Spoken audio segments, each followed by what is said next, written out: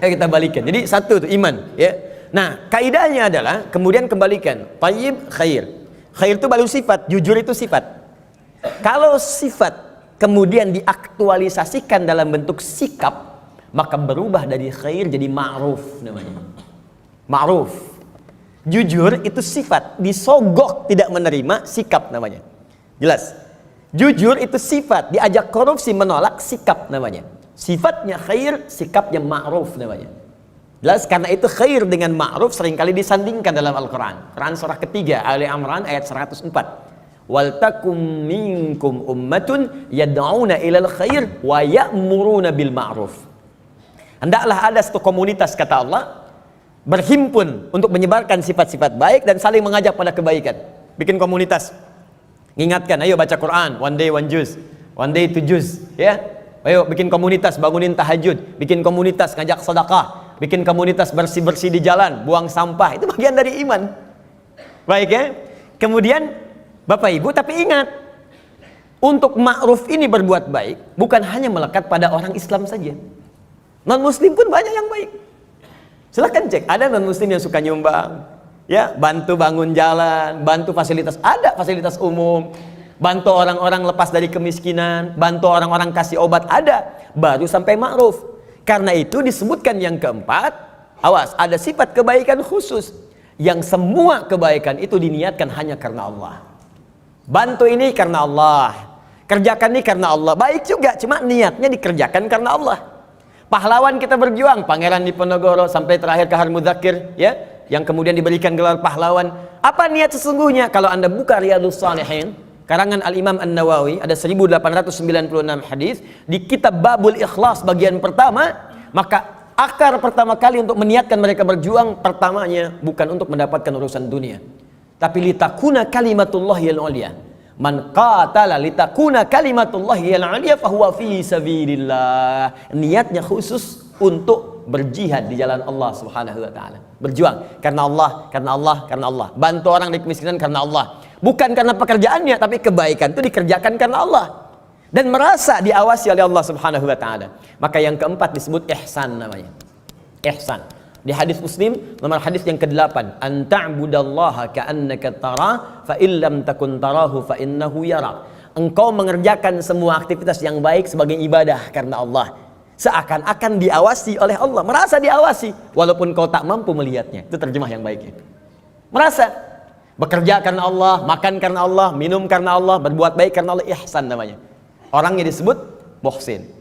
Kalau empat ini dikumpulkan, badan sehat, sifat baik, sikap mulia, dikerjakan karena Allah, thayyib, khair, ma'ruf, ihsan. Empat ini kalau digabungkan menjadi sholih namanya.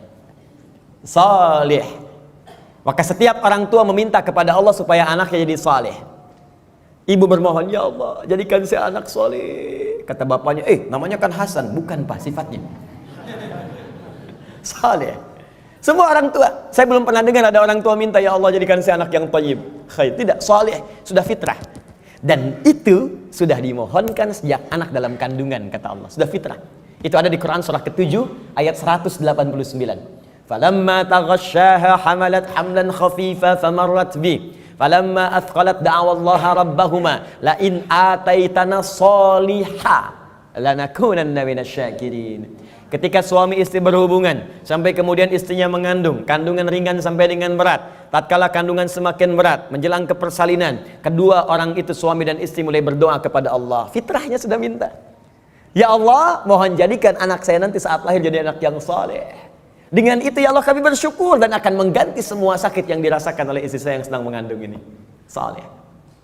Nah, apa yang menyebabkan seseorang soleh terkumpul empat ini? Kata Allah, kalau iman ada dalam dirinya, maka semua pekerjaan dia akan dituntun menjadi soleh. Pekerjaan disebut amal, disatukan dengan soleh menjadi amal soleh. Di iman seseorang itu otomatis akan menuntun seseorang berbuat amal soleh. Jadi kalau ada orang punya iman gak beramal soleh, dipertanyakan bagaimana kualitas iman dalam dirinya, dipertanyakan. Karena otomatis Pak, Bu, kalau ada iman, kata Allah, itu otomatis membimbing dia, mengantarkan pada amal soleh. Makanya orang punya iman itu sering diingatkan ketika akan berbuat amal yang salah. Gak percaya silahkan Pak, keluar dari sini, coba Bapak iseng-iseng pakai sendal orang lain. Ya, jangan diteruskan, iseng aja, misalnya kan, injak gitu kan. Itu pasti hatinya akan berkata, itu bukan punya kamu. Itu imannya mengingatkan.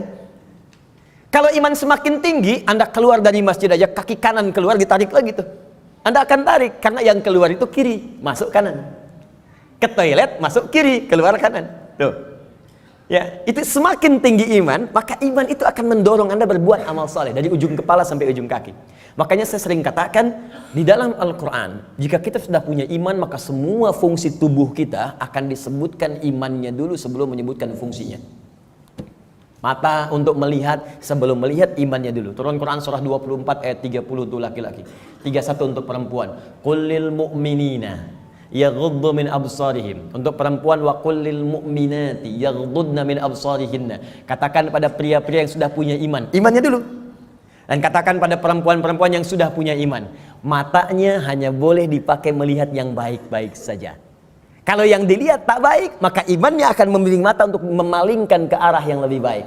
Memalingkan pandangan ke arah yang lebih baik disebut dengan ghaddul basar namanya. Anda menatap begini, Masya Allah, tapi yang ditatap istri orang. Maka iman berkata jangan teruskan, palingkan. Ya, proyek yang tidak baik gak akan dilihat.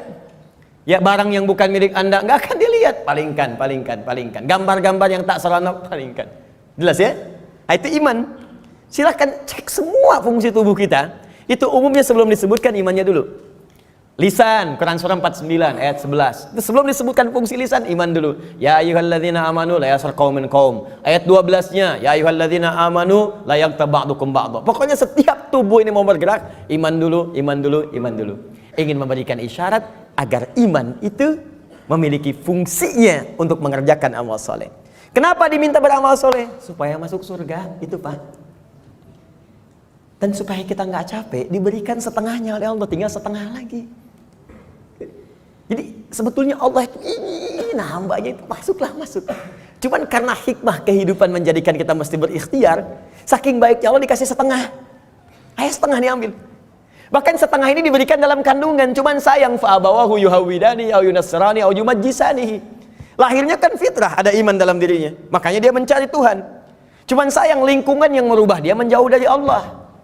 Ada yang pengaruh ini, ada yang pengaruh itu, lingkungan, karena TV, karena tinggal di tempat tertentu, karena pasangan. Ya, Masya Allah, tega meninggalkan cinta Allah hanya untuk cinta dunia. Tega meninggalkan cinta Allah hanya untuk cinta manusia. Padahal manusia itu mati, Allah selalu hidup. Ya, bayangkan. Ya, mencintai sesuatu yang gak ada itu kan semu sifatnya. Anda mencintai barang, barangnya rusak. Ketika barangnya rusak, bagaimana cintanya bisa bertahan? Hah? Cinta manusia tidak abadi. Kalau ingin abadi, bawa dia sampai mendapatkan ridha Allah, sampai ke surga, baru abadi. Tapi kalau Anda mengeluarkan diri Anda dari surga, bagaimana bisa abadi? Ya, aku mencintaimu dengan syarat engkau pindah agama. Begitu pindah, meninggal.